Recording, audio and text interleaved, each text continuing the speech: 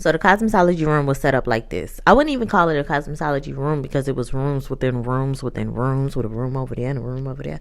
So I say we had sections. We had the floor. I told y'all about the floor. That was where I met Miss Davis. We had the stations. We had the sinks. We had the dryers. We had a big radio.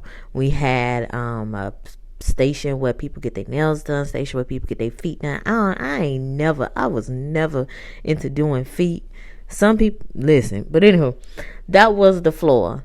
And y'all, nothing up in there was mediocre. Don't ever get it twisted. Nothing up in there was mediocre. It was big. We had space. It was more than 13 stations.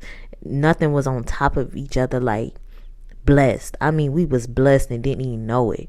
We had a dispensary. The dispensary, I believe all salons have dispensaries for the most part. And the dispensary is where we leave our supplies. It don't be looking a mess. We keep it organized. It has the colors for people's hair. It got the chemicals and perms and relaxers and all of this stuff. Is basically like a storage space for the hair salon. We had the mannequin room. The mannequin room, I told y'all, that was where we actually was in there for tryouts, where we was doing the swish rolls and all that stuff on the mannequins. That continued to be where we worked in during class, if that's what you would call it. And then that was where we would go in there. We would try whatever we was learning in the class setting, whatever style we was learning. We would go into the mannequin room and work on it in there. And then we had the classroom, was where we was actually at during tryouts as well, where we had our textbooks, where we laughed, man, we watched movies up in there. Okay, back to the work. So we had our textbooks. The instructor would talk to us and tell us whatever we needed. We had the board. We had this big old mirror to the right of us. We used to, if anybody had their hair done, I promise you, during class they was all up in that mirror. And then we had the wax room, but we did waxes. We only did like eyebrows and stuff. We didn't do none of that because we was still learning. We didn't do all that. We had the teacher's office. The teacher's office was big. I mean, the teacher's office looked like when you would go to the office for real, the main office, and have to go talk to this person or that person. The cosmetology program was respected at A&T. I'm not A&T. I give back to A&T. But the cosmetology program was definitely respected at West Meck and I could tell that it was respected because of how it looked in there. We had bathrooms, we had lockers, and then the door was locked. The door was locked. I told y'all it wasn't easy to get up in there. Like, it wasn't that we were secluded, but it was that that you could tell whoever put this program together definitely thought about this and definitely thought about the students. And I don't know, because now being older, I understand how money works. I don't know who thought of doing that, but thank y'all so much. And I hope that program is continuing to be relevant. I hope that it's still active. I hope that y'all call me and hire me to come in and talk to the girls, because I definitely will. Hire me. Listen, it's bills out here.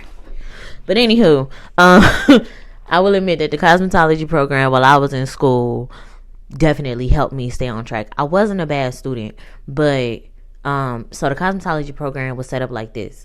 You have to get a certain amount of hours and you have to complete a certain amount of services in order to obtain the license that you want to obtain. And they held us to a certain standard. We had to, you can't be in a cosmetology program and your hair look crazy. They were teaching us for real how to be beauticians. So we had to look the part. We had to act the part. It was one time where I had got into it with a girl at my school. And when I say got into it, I mean she said something and I told her, you know what I'm saying? And I wanted to take it there. I wanted to take it there, but I did not take it there because I knew if I get suspended, then I would miss out on my hours in cosmetology program.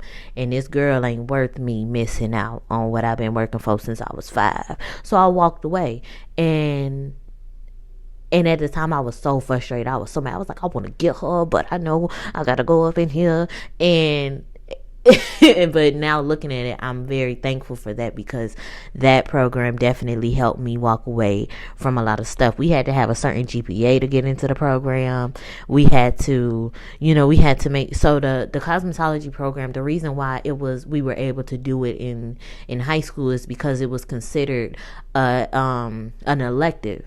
So that means that if this program, if I'm using this program as my elective, but it's really something serious to me, then it means that everything that is actually considered serious to the school, I got to uphold that in order to keep this, because this is actually just an elective, and an elective is seen as art, music, computer class, anything that's not your core class. So we had to really keep ourselves together.